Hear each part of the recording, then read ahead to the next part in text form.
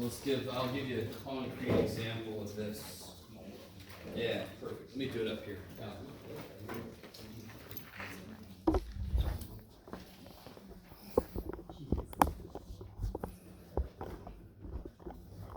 Let's put it up here. Poor little dude, there you go. There you go.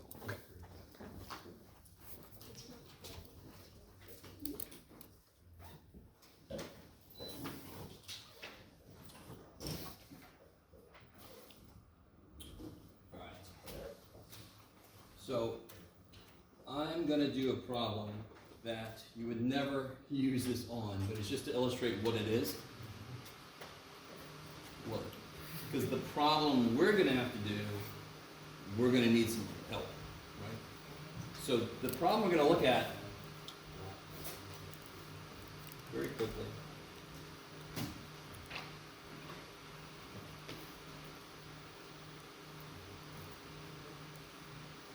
So if I wanted to use a matrix to solve this, what would that matrix look like?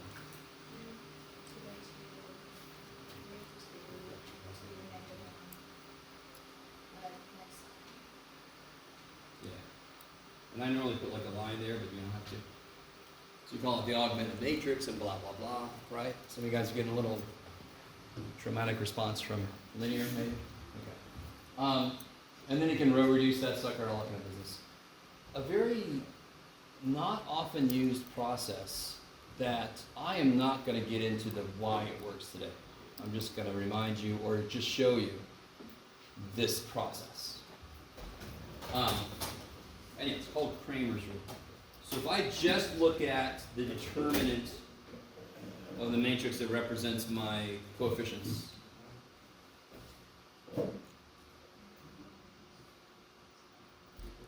what do I get? Yeah, -3 minus 4, -7.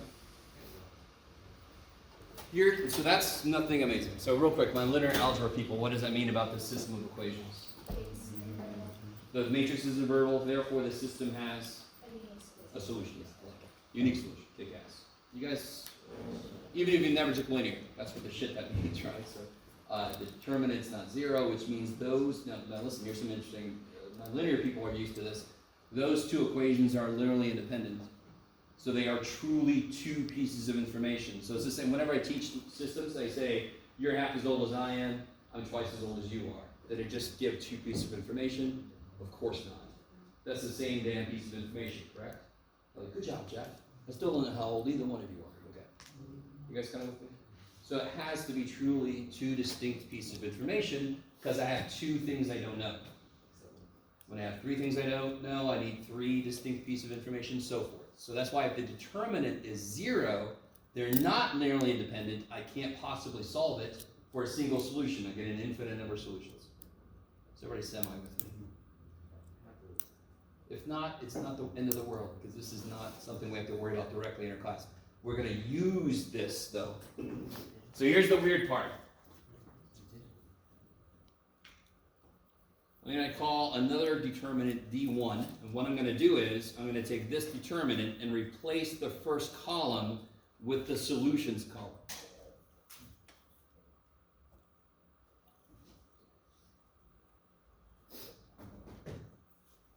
You guys with me? So I put the solutions column, I just overwrote it. What's this determinant here? And -22, I'm sorry, -11. -21. Minus 10. My brain was like partially doing the end. I don't know about you guys, very quickly. Is anybody desperately ready for the break? Yeah. Okay. Yes. Now that's strange. Has anybody ever seen this before? No. Okay. Actually, here, before I go any further, what's the quickest way to solve this? Let's on the side of this solve it, because I want you to see we get the same answer. Anybody have an idea how to? I'm not going to do this necessarily. That's actually more work than I have to do.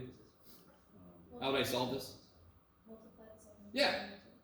Leave the first row alone. Multiply the second row by 2, because then the y's die, so I get 7x equals 21. I get x equals 3. Right? And if x equals 3, therefore 6 minus 1 is 5, so y is 1. Is that all right? So I know the answer is supposed to be 3, 1. Okay. So here's D1. So what do you think D2 is going to be? Based on how I created D1. How am I going to create D2? I'm going to overlay 11.5 on top of the second column, right? The second column relates to which letter, which variable? Second column relates to y's. The first column relates to x's, correct? Yeah. So if I wanted to, I really could call this my dx and my dy. So now I'm going to have the first column, this first column the same, and the second column is going to be 11.5 now. And what's the determinant there? 15 minus 22. -7. -7. My x answer will be dx divided by d. -21 divided by -7. 3, that's what we got, yes? So not surprised, my y answer is going to be dy divided by d. 1. So we get the same answer we got earlier, yes? You guys kind of with me? So again, I don't know, if any of you are curious about why that works, look it up. I'm not going to spend time on showing you the derivation of Cramer's rule. Okay. We're just going to take this idea to help us solve a system of equations that I almost got us to last time. I was so close. All right. So just to kind of like move things along. Is everybody with me on that? And by the way, it doesn't matter how large my system of equations are, this works the same. So if I had x, y, z, and I have d, dx, dy, dz. If I had 15 variables, I'd have d, d1, d2, d3, d4, blah, blah, right? However many variables I got. So this expands, this process can just grow. Okay, so let me, somewhere here, I have gotten us to a good place. Here it is. Yes, okay. So just to kind of truncate what I talked about at the end of class last time. The whole idea of variation parameters, because I think you guys are all aware now that I'm really about the concept also, right? The concept of variation parameters is very similar to the concept for reduction of order. Not only do my YPs have to be linearly independent amongst themselves, and YC has to be linear, but the YPs have to be linearly independent from the YC guys, right? Because there's a whole process if I get a repeated YP for something that I already know makes it 0 that can't work. I have to build on that known one. So what variation of parameters does, where would this come from, by the way? Where would I have gotten this from? My yeah, right? The associated homogeneous. Okay, I like that. By the way, are these coefficients necessarily constants? Is this necessarily going to have an e to the mx? It could be anything, correct? Right. So this is independent of. It's got to be a linear de, but this process will work no matter what these coefficients and whatever this function is. So the idea is, we assume that my YP is, well, we know it's got to be linearly independent from Y1 and Y2, therefore we assume that it's some function of Y1 plus some function times Y2. That guarantees it's going to be linearly independent. Okay. And then I throw that stuff in. And that's the part that gets really unwieldy, especially if you're trying to do it in the last whatever minutes of class. So, just to kind of get us there, you sub that in, eventually, you get here. So I don't know if you guys remember, we kind of get this, and these two, of course, are 0, because those are the things that made the differential equation 0. They were my YC. I get these two things, which we figured out was actually just a total derivative of this and this, for these two things. I get this guy is what I forgot last time. And then I get these two poor little dudes that have nowhere to go with, right? Okay.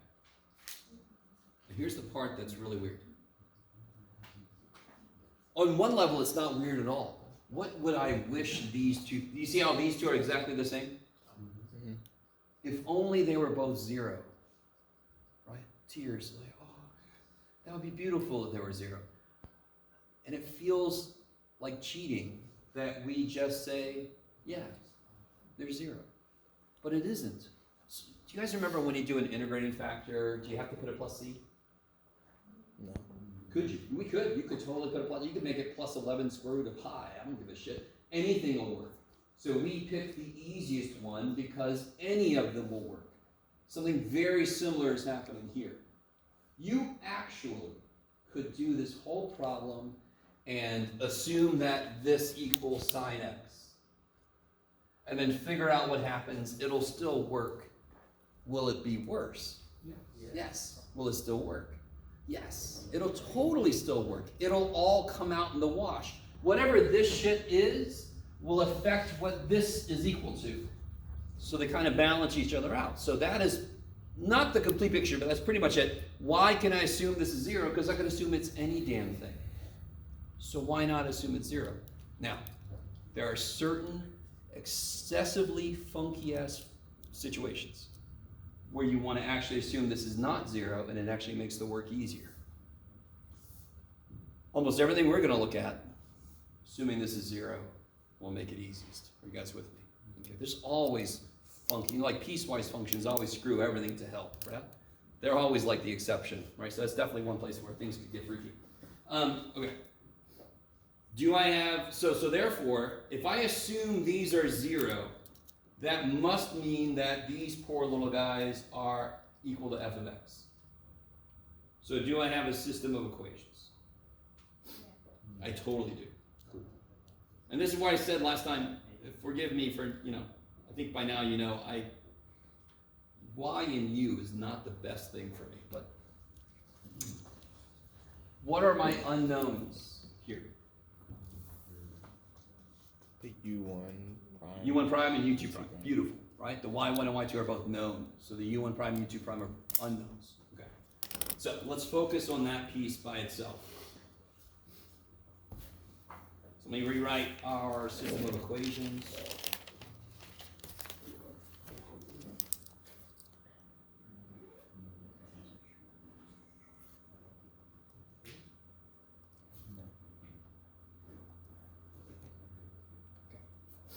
So that's what we're working with. That's our system of equations. What are my coefficients then? If I want to create my determinant, now I can use Cramer's rule to help me out. What would my determinant be? What are my coefficients of my unknowns? Y1, Y2. Y1, Y2. And? Y prime. Y1 prime. Y2 prime. What is that also known as? Wronskian. So let's just call it W. That's the Wronskian. We're still, by the way, we're still not at the end of this, right?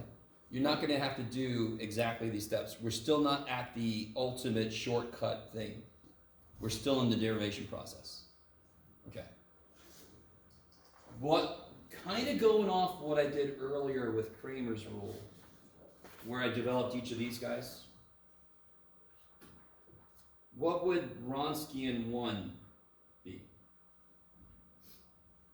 How would I, just like we did with Cramer's rule, which column am I going to overwrite with what? Put 0 and f of x. Beautiful. I'm going to put 0 and f of x here. Y2 prime. Help me out. What the hell is that? That's negative f of x, y.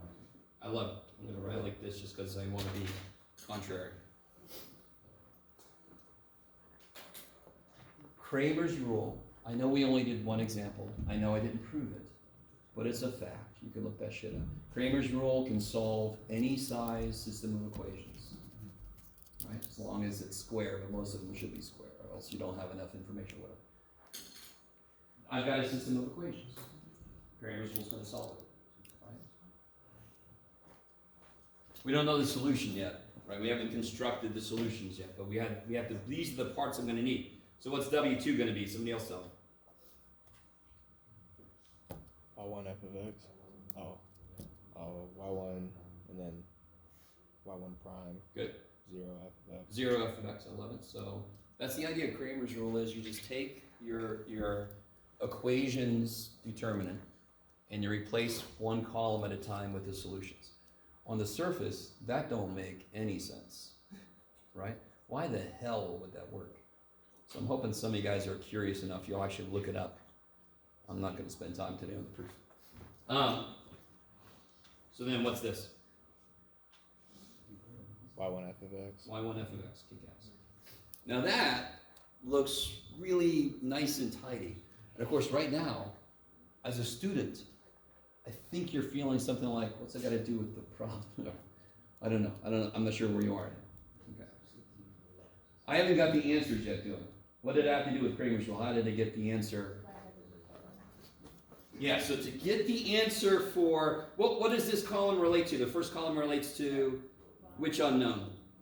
u1. U1 prime. So U1 prime is going to equal to Wronskian 1 divided by, divided by the Wronskian. By the way, what was this? We didn't do this, I'm sorry. y1 y2 prime. Yeah, y1, y2 prime. Minus y1 prime. Minus y1 prime, y2. Yeah. Right? I like it. Make sure I'm in the right direction. This part you normally just kind of do on the fly, so I'm not going to write all this crap. I'm just going to write W, right? So W1 was this over the Wronskian. That's U1 prime. U2 prime is going to be W2 over the Wronskian, so it's going to be Y1 f of x over the Wronskian. I love you guys so much. We're still in the derivation phase, right? Right. By the way, the higher you get up in math, the more it's just this. Yes? The more it's proofs and proofs. Okay. You're still at the stage where we get to do some concrete stuff, so I should appreciate that. And then, of course, let me kind of remind you. We started here. How am I going to get the answer if I can figure out what U1 and U2 are? I can just multiply by the things I already know, y1 and y2. Then I got my yp's. Everybody with me? Just to remind you, what the hell are we trying to do? The longer the proof is, the less you lose touch with what got you going. So what do I do to figure out u1?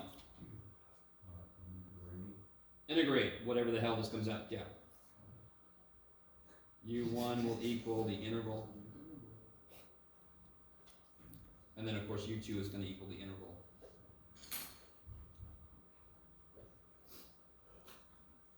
Once I know those two, I can throw them in. I can figure out what my yp is. So, this is where you would start the problem off at, right?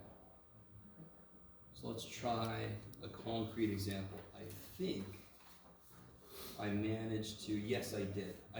Okay. What I'm going to try to do, just to give you an idea what's going to happen today, I want to do an example of one that we would not have to use this process for. So can you guys remind me, we're creating variation parameters for certain situations where the function that the whole VE equals is not a certain kind of function, right? It's not related to its own derivatives like cosecant, cotangent, 1 over 1 plus x squared. Those are not directly related to their own derivative. Sine, cosine, those kind of things. The assuming the form of the answer will work. You guys with me? So variation parameters, we create it because that doesn't work for every function, and we could have whatever the shit happens to be on that side. It could be cosecant, it could be whatever. So I want to do a problem that we're able to do a different way just to show you this still works. So for example, this will be good practice for the other methods we've done. Okay.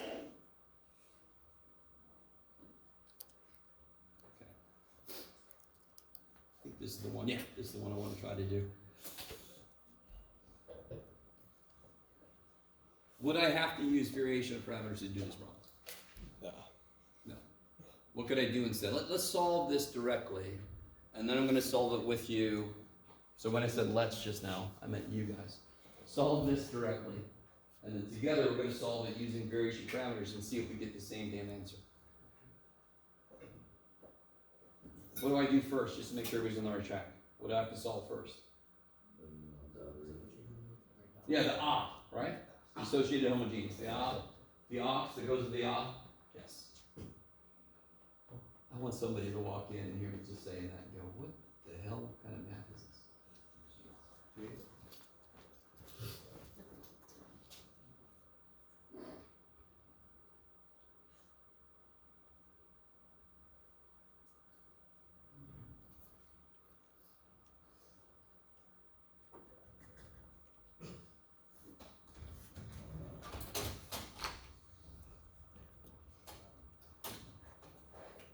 While you guys are doing that, anybody not get their quiz back yet?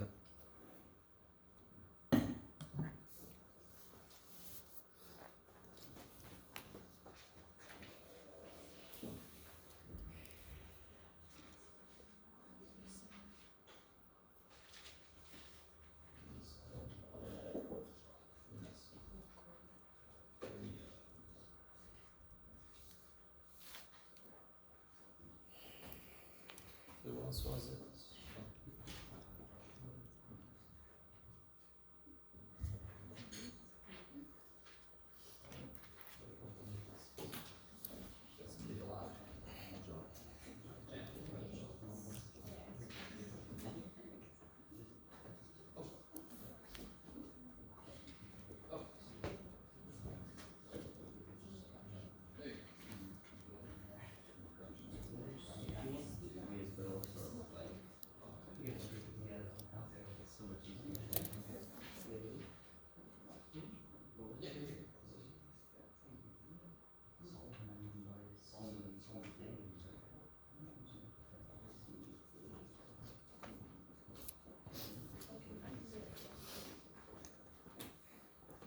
All right, let me catch up to you guys. What's the ox here? Squared. Yeah. Oh, yeah. Sorry, my bad, Don't forget, no, listen. I know I'm kind of like, I'm jumping a lot of steps here, correct? We all need to be decibel easy, but what am I assuming the answer is?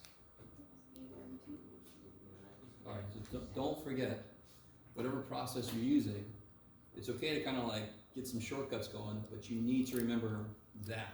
Some people kind of lost touch with that a little bit. You solved it and you weren't sure what the hell to do with the numbers you got, so you just kind of like threw them somewhere. This is what we're assuming. The minute we know M, we just throw them up there and we're good. So of course this will be that. So I get Y, C is?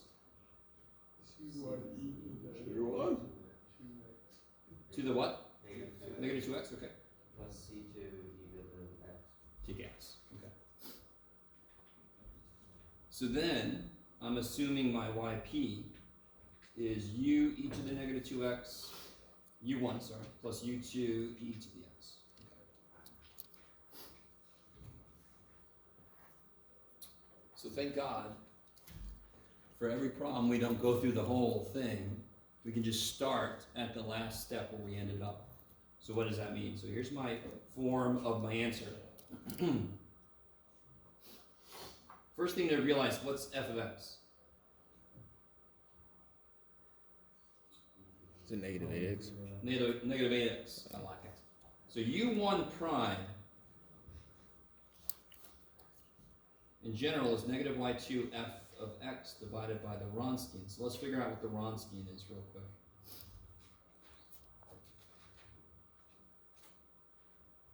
Right, so the Wronskian is the same old Wronskian it always was. It's going to be these guys.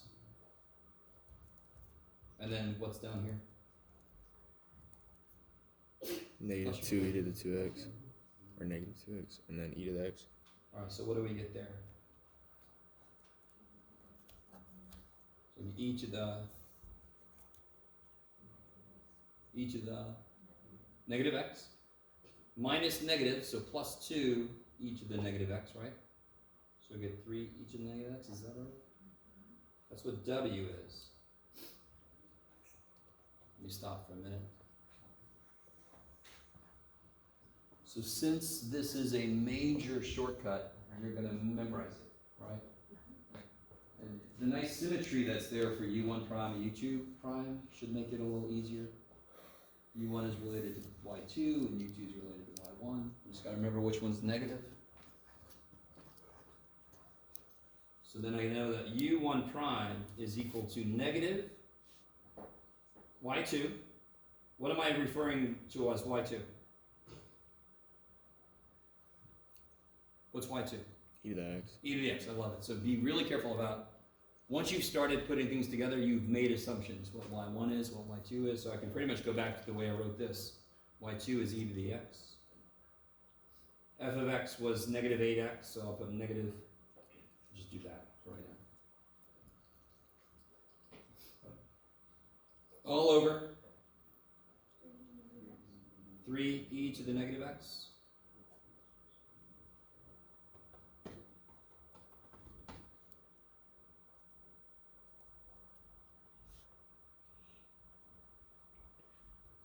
See, oh, okay, that's right, I did that one first. Okay. So let's write this a little better. This will be 8/3 x e to the 2x. I love it.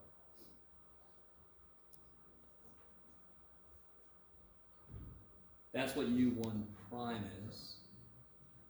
Let's go ahead and do everything with 1. Let's just get this done. How do I figure out what U1 is? Integrate. All right. This is everybody's. I'm not sure. How do you guys feel about what you got to do here? Yeah, you have to do it by what?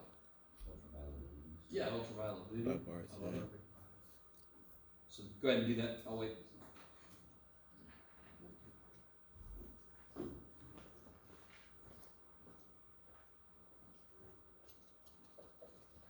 And you know, just to really make sure you understand, if on a test or something, if I just said solve this, dear God, don't do this, right? You could just do the where we assume the answer. Yeah, because this is an acceptable function here for that. I just wanted to show you some nifty stuff happens with this, but my God, don't do this. Okay, unless I force you to, because I'm evil.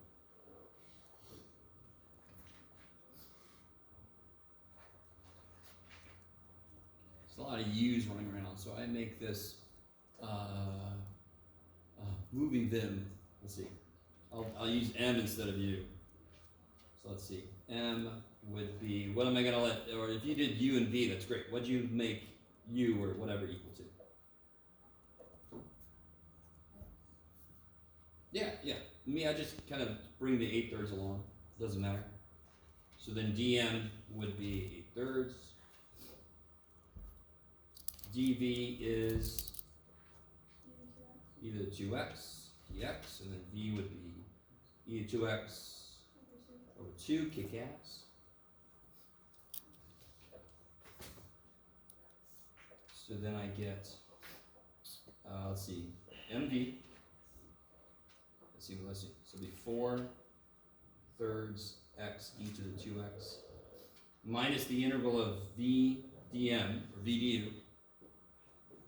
That'll be minus 4/3 integral of e to the 2x.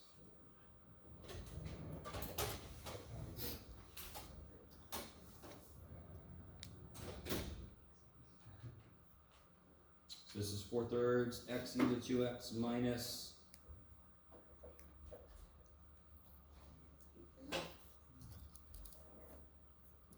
yeah, because when you integrate this, we already integrated it, so we're going to get another over 2. Is that cool? It'll be minus 2/3 e to the 2x. And just like before, again, this is not an integrating factor, but the same idea. I don't have to put a plus c. We're going to pick the easiest one. We're going to pick 0. Right? And it would still work. Whatever the hell you put, it would still work. So I'm just going to put 0. So this is my U1 in all its glory.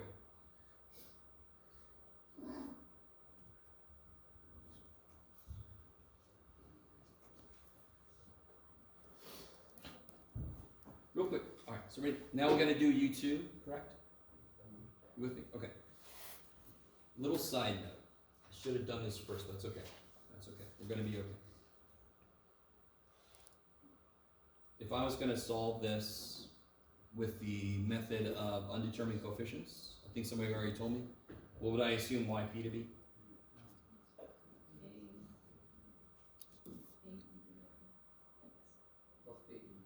I love it. So then yp prime a, and then yp double prime. Yeah. So then I get a minus 2ax minus 2b equals negative 8x, right? So then I get negative 2a has to equal negative 8. So a is crazy sauce. And then a minus 2b has to be 0. A is 4. So then b is 2. So then the answer is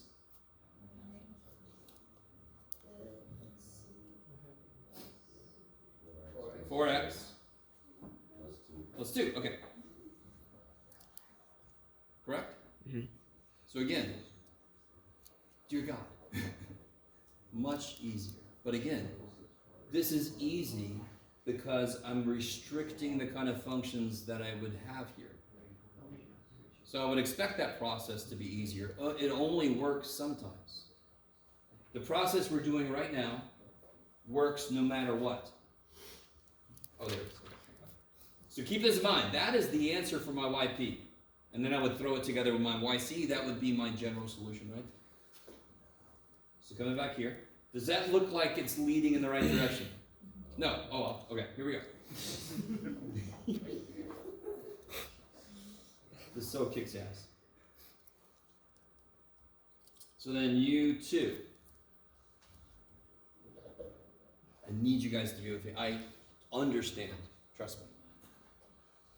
But at this point, if you're not used to problems that take more than one page, I don't understand. You know this. So this is, every step is not that horrible. It's when you look at the whole thing, you're like, holy shit, what did I just do? So what's U2 prime? How do I construct that? Y1, which was e to the negative 2x times negative 8x over 3e to the negative x. So that gives me U2 prime is 8/3 x e to the negative x. Is that cool?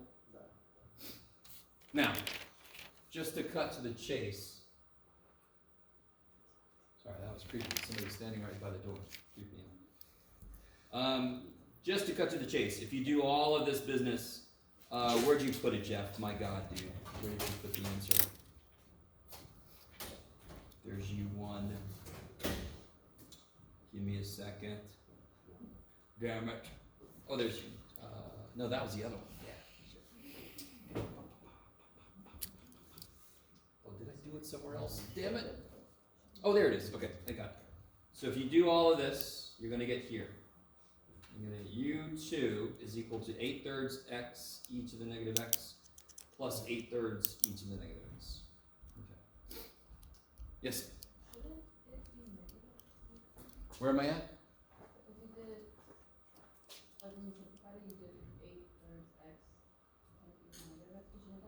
Oh, yeah, there's still the negatives, I'm thinking. Okay. So just to jump all this, you do the exact same ultraviolet voodoo business, right? I've already put you through that once today, so that's plenty. So this is where we get. That looks even better, right? So, what do I do with U1 and U2 once I get them? What's the answer going to be? This. All right. So my answer is U1 e to the negative 2x plus U2 e to the x. U1 was 4/3 x e to the 2x minus 2/3 e to the 2x. U2 was 8/3 x e to the negative x plus 8/3 e to the negative x. Okay.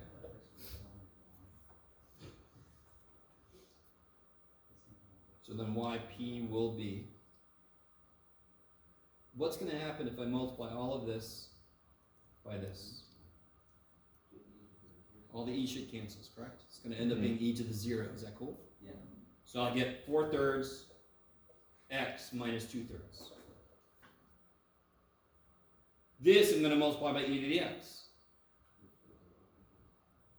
So these are gonna cancel, correct? So then I get plus 8/3 x plus 8/3. Become a 4. What's 4/3 x plus 8/3 x? 4. 12/3, so it's 4x. What's negative 2/3 plus 8/3? 6/3. 6/3, which is 2. 2. Okay. Now just to remind everybody, because I always get at least a couple students that are like, why did we do all that? We already knew that was the answer. I did this just to, again, to make sure you understood. This process leads to the same answer you would get. So why do we have it then? Because I can't use the other process for everything, right? So let's try a problem where, and then, as soon as we're done with this problem, I'm going to give you a handout, and then we're going to leave. Yes. Okay. Just to keep the moans and groans to a minimum. Okay. Let's see, which one do I want to do? Is this one? This one's nice and gross. Let's do this one. Yeah. Let's see what you guys think about this. Oh, wait. Yeah. Not only do you have to do this, you have to see it through the blurriness. Yeah. Well, let's see which one is it.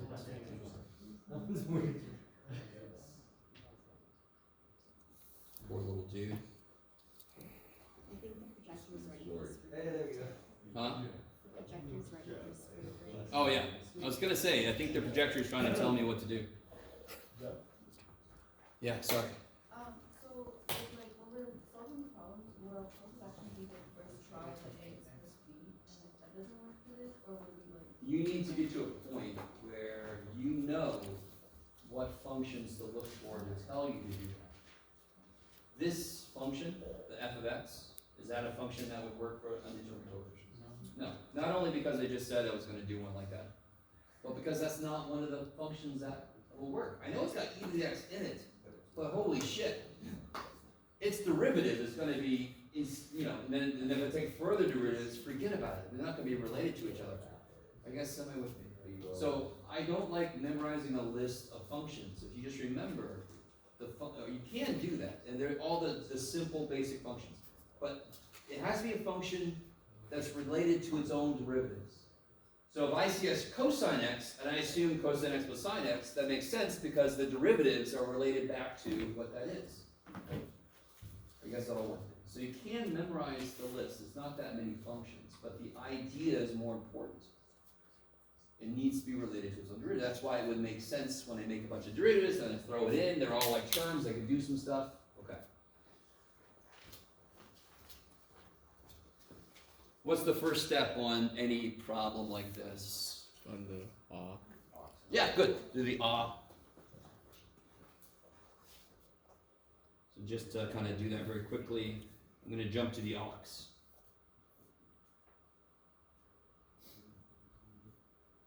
Should all be able to just eat this one up for breakfast here. So then what's YC? C1 times e to the negative x. Okay, sure. I'll do it this way, sorry. You're I already started doing this. By the way, real quick, obviously the whole process doesn't matter what you call y1, what you call y2. And there really isn't any, reason to do one or the other. But you have to be consistent, right? So the minute I write yc, I basically picked what y1 is, what y2 is. If you're not consistent, you're going to have stuff mixed and you're not going to get the right end result. What am I going to assume yp to be?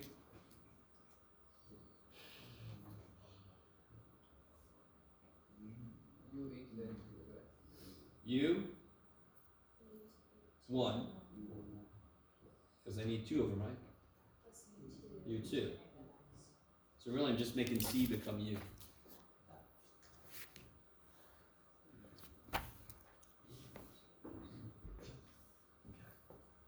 try to set up what U1 prime is. Remember, what's f of x before I forget? 1 over 1 plus e to the x. So first thing I would do if I was you is, what's the Wronskian? And then worry about what the Wronskian, way to leave yourself in the fruit, Jeff. What's the Wronskian? Wronskian 1, Wronskian 2.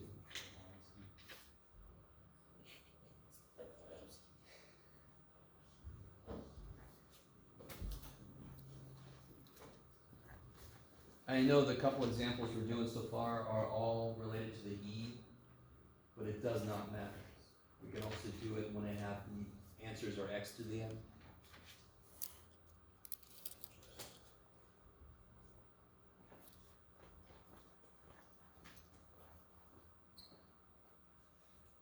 Oh, here, let me go ahead and give you this too. Yeah. This will make it a little bit easier for you guys. This handout's got the process sort of Thank you. abbreviated. I guess I could have done one of these problems, but I'll.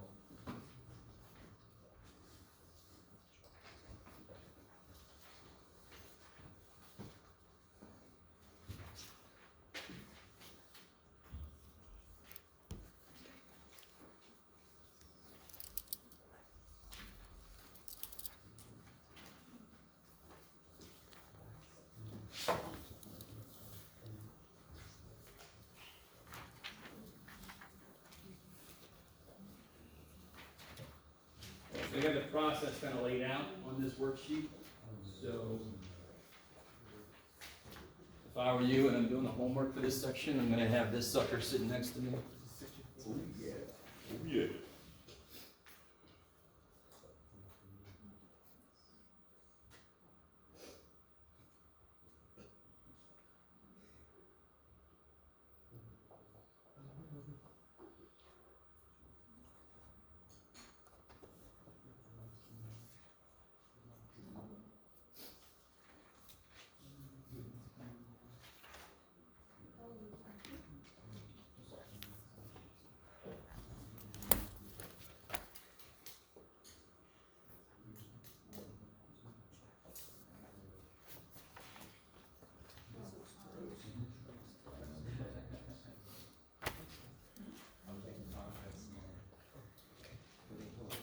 How do I set up the Wronskian? E to the negative 2x. Negative 2 e to the negative 2x, negative e to the negative x. Yeah, so then I get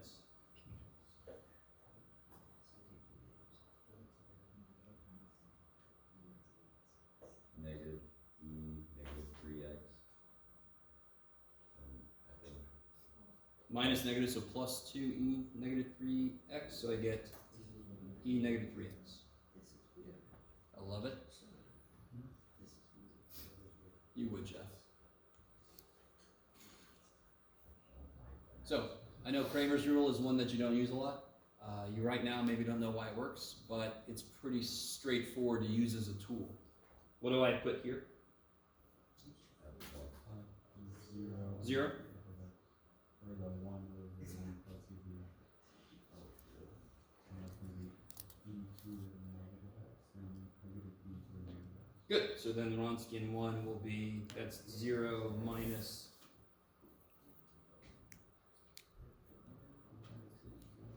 is that alright? Just slap all that shit together?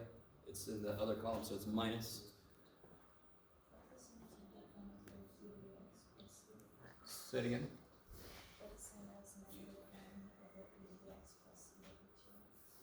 Oh, sure, yeah. If you want to, you can certainly multiply by e to the x. Right? Okay. Not sure it's going to help with the integration we're going to have to do, right? And then Wronskian 2, same idea. I replace the second column with the solution vector, really, right? Which I didn't write here, too bad for us. But it's going to be 0, 1 over 1 plus e to the x.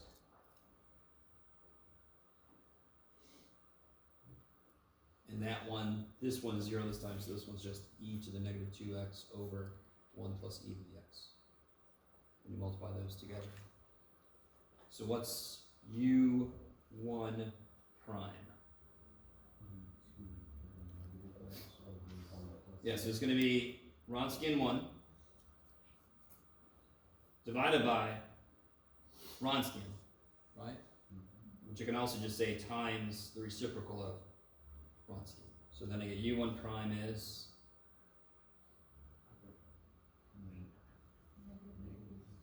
negative e to the 2x over 1 plus e to the x. u2 prime is going to be Wronskian 2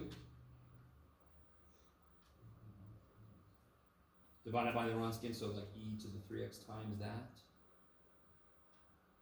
So then u2 prime is going to be, anyway, I didn't use the ultimate shortcut. I'll tell you this. I am so used to doing this, I'm probably going to do that. If you want to, you could certainly just start with these, because it's always going to be this result. Are you with me? I'm just so used to just doing this, I'm not going to be able to stop myself, but you certainly can just go right here. You with me? It's just one step down from where I start. Okay. Just to make sure you understand you can do that. So this be e to the x over 1 plus e to the x. Can everybody pick one of those and try to integrate it? Pick your favorite one.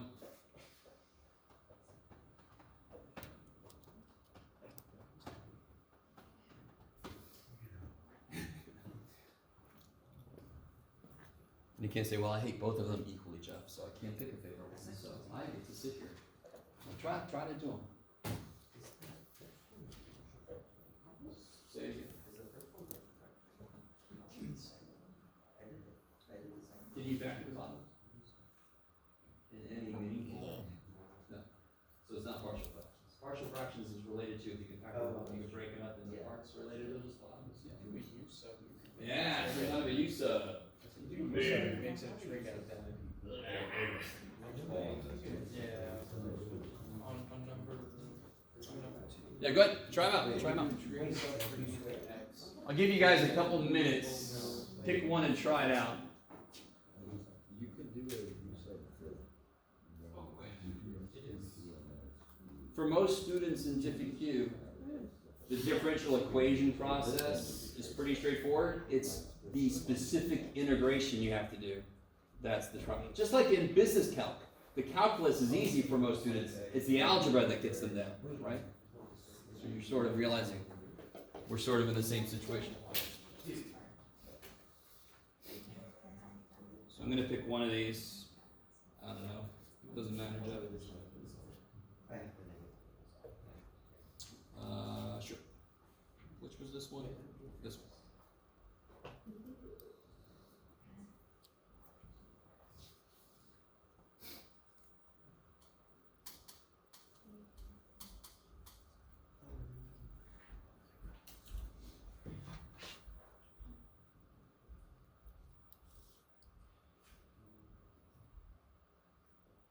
This one's kind of nifty. Is anyone trying? Is anyone trying this one? Yeah. It's like a double U What are you sub. trying to do? I did a U sub and then I solved for e to the x because I use u as 1 plus e to the x. Okay, let's see. I'm going to use m just because I'm silly. So m equals 1 plus e to the x? Yeah. Sure. And then the derivative is just e to the x. Okay. And then I solved for e to the x as well because when you put that in, I think one of Yeah, the good. So then you can always do this with any u or whatever sum you're doing. E to the x equals m minus 1. Yeah. So watch what happens then. I'm going to pull a negative out just to get it out of the way. I'm going to break this up into 2 e to the x's. Right? This is what Calc 2 should have done. Calc 2 should have made you go through integration hell, right? So then you have more tools and you feel more comfortable doing more creative stuff with each process. U sub, there's so much you could do, it's insane. When you first learn it, you're normally not showed all the things you could do. So this is one of the more basic kind of extra things you could do. So this is, what's this? dm. What's this? M minus 1. M minus 1. And of course this is M. M. Okay. So everybody with me? Yeah. So then I get 1 over, let's just do it. 1 minus 1 over M dm. So I get negative M Let's- minus M M plus plus natural log of M. natural log of M. What's really funny about this class is so very often in this class, you don't have to put the plus C. And of course, in every class before this, you're like, plus C, don't forget it. Okay. Be very careful when that is, though. Integrating factors, we pick C to be 0. These, we pick C to be 0. So it's not that it's not there, we are choosing it to be 0, because we can choose it to be whatever the shit we want it to be, because any of them will work. Just to finish this one out by himself, looking back at YP, what was it? U1, yeah, e to the negative x, right? So just looking at this piece by itself. Oh, by the way, we're not done here yet, Jeff. What was M?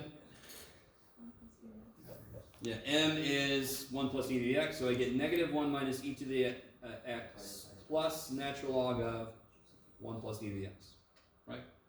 Jeff, Yes. Your y1 is e to the negative x for the Oh, shit. I'm sorry. That's the way I did it the first time. I think this time I made this negative 2x, is that right? yeah. Okay, thank you. You had Gummit. So then just the first part would be negative 1 minus e to the x plus natural log of 1 plus e to the x times e to the negative 2x. And then you can kind of propagate that through.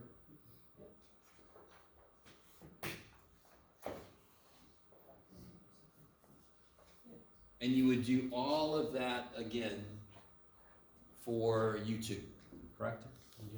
I wanted to give you an example of a problem. We're not done with that problem, but do you all understand? You would just go through the entire process we went through, you do it for U2. And then at the end, you would collect whatever you could. So the example I gave you earlier showed you that between the two things, the U1, Y1 and the U2, Y2, you could get like terms. So you can put some stuff together possibly, right? All right, just to point one thing out. So is everybody semi-decent if I just kind of stop there? I'm trying to let you guys out of here. Next time, I'm going to do these together with you, so if you want to try it out, you can. That'll be a nice way to kind of like remember this after the week we're going to have. And on the back, just to show you, I put section 4.7. This is what we already sort of talked about before. But just since they come from their own auxiliary equation, then they're going to have the same kind of cases that the e to the mx did. So just so you can have this to kind of look at if you want to try to start doing 4.7. But obviously the immediate thing is 4.6. Okay. I think that's enough for today. What do you guys think? I think so. Yeah, we got a little early. All right, guys. Have a good break. Thank you. Make sure to have fun. Yes. Oh, yeah.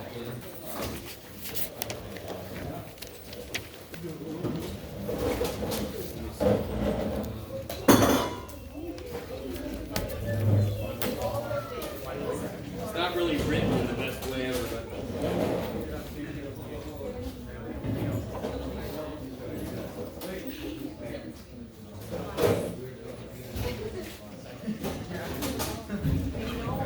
so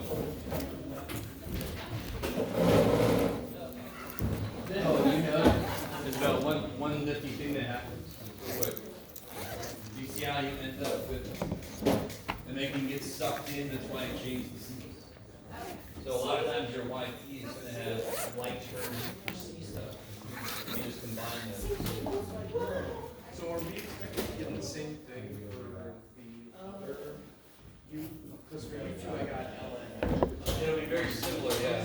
Yeah, Just have the yeah. extra E to Well, I had, Yeah, I just got this. Yeah. that's right. I call my 1 and 2 stuff different when I did this. Oh, that's what I called it. I haven't flipped from what you had. I should have just stuck with what I had first. Oh, sorry. Yeah. That was fun. That's my truth. I don't miss that stuff. I understand. Oh, sweet. What's a break? Someday I'll finish grading the homework.